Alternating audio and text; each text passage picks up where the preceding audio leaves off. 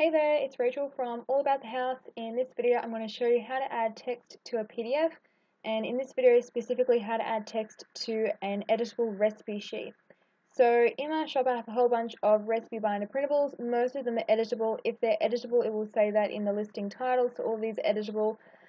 So what does that mean? That means when you download it, the files will be a PDF file and you can add in your text before printing. So I'll just show you as an example with the monogram recipe sheet. So this is what it will look like. You open it up in Adobe Reader. If you double left click on the PDF file, it'll automatically open for you. If you don't have Adobe PDF Reader, I'll include a link below. It's free to download and most computers have it. So if you don't have it already, I'll include that link below. Alright, so this is what it will look like when you open it up. It'll have all of these light blue fields in there. So don't fret, these are not going to print. It's just what you'll see in PDF Viewer, so it just tells you basically where you can type your text. So you can't put text in any of this white space, you can only type text where these light blue fields are. Another thing to note, this PDF and all of my recipe sheet PDFs have 2 copies of the page, so that way you can do 2-sided printing or duplex printing, and you can also do 2 per page printing, then cut them in half, which will give you A5 or half letter size sheets. I'll include a link below to those tutorials if you are interested in learning how to print them like that, or if you're not sure what printer settings to select. Okay, so to add your text, it's really easy. You just click in any of the light blue fields and start typing. So you can type your text in if you've got like a whole bunch of recipes that you've got sitting that you've ripped out of magazines and it looks really messy and you want to neaten it up with coordinated recipe binder printables, which is what I like to do because it's a bit of a pet hate when I have messy recipes. I like everything to be nice and neat and coordinated, hence why I started making recipe binder printables. So you can type them in like directly out of there, but if you see a recipe that you like online, you can just simply copy and paste it straight in. So that's that recipe sheet. I'll include the link below. Okay, so this is one of my all-time favorite recipes. It is the chocolate chip and oat slice on taste.com.au, which is one of my favorite websites to find recipes. So if we scroll down here, you can literally copy and paste the instructions straight into the template. So if you highlight, if you left click and drag, you can copy and then just click in the directions section, paste it, and you're done. So you can keep doing that. So you don't have to manually type it out, you can just copy and paste it straight from the recipe page. So some people might think, well, why would you bother typing it into a PDF when you can just print it straight out off the website?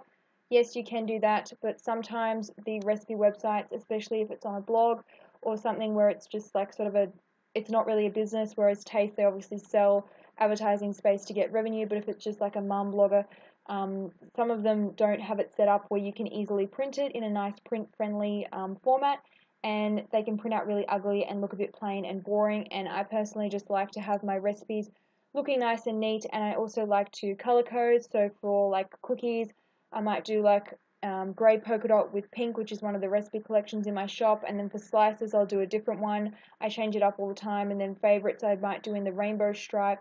That's just like some suggestions of what you could do. That's what I do. You can do it however you want. You could do get a whole bunch of these and have like pink as your meat recipes, green for cooking, and then like blue for baking, etc. So I find it just helps it keep it more organized when I color code it or when I associate a specific pattern or color to a recipe page, and I just like that it's all neat because everything's in the same font and I can type it straight in. I don't have really messy printouts from the internet, which I don't really like. I like when it all looks neat and consistent. So that's why I bother going of the extra step to do it. If I'm short on time, I will print the recipe straight out from a website and I will try it, and if I don't like it, then I can just throw it straight in the bin. And if I do like the recipe and I want to keep it and add it to my recipe binder, that's when I come back to the website where I got it from and fill out the recipe template. So basically it's pretty straightforward. You put the recipe, oven temperature, cooking time, serving from. All of the recipe sheets in my shop have, most of them have these set sections, some of them with a bit of variety. Then you put in the ingredients, then the directions, and then in the notes section I typically put the storage instructions, how long, like if it needs to go in the fridge or if it should go in like a Tupperware container, how long it will typically last for. So will it be good for 1 week? Should it be stored in the fridge? Should it be stored in the pantry? What are some good things that it's like served with as a side? Or if it's like a sweet dessert, you know, should you put it with cream, or what like is the sort of extra thing that you could do, some variations. So instead of chocolate chips, you could put in like sultanas or macadamia nuts or something like that. So that's mainly what I put in the notes section. So with this template, you can put 2 different recipes in here. So I recommend that you save a blank copy first, and then fill in your first recipe, and then your second one, print it out, and then you can do that with each of them.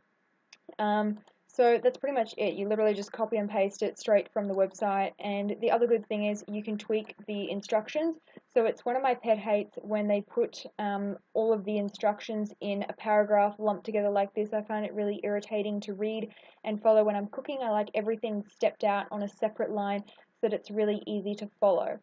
So the other thing that I like to do is where it says this here, for example, add the oats, coconut, whatever the ingredients are, on a separate line I go add coconut, and then I go add oats, add flour, and I do each on a separate line, and then that way when I'm cooking I don't have to like go back to that point and run my finger along and go what's the next ingredient. I've just got it all spaced out there, all ready to go. If you do have text that exceeds the limit of the width, well, I didn't really explain that properly. Basically, what I'm trying to say is if you've got more text than the width of the page, it will automatically shrink the font size to suit. So you don't need to worry about having long recipes. You can type a lot of text into these, and if you did want to, you can still print them out and handwrite in your recipe if you prefer that. I find it's just easier and quicker to copy and paste straight from the recipe website, and then it keeps it all nice and neat, and my handwriting is pretty shit, so I do like to have it nicely typed up and printed out.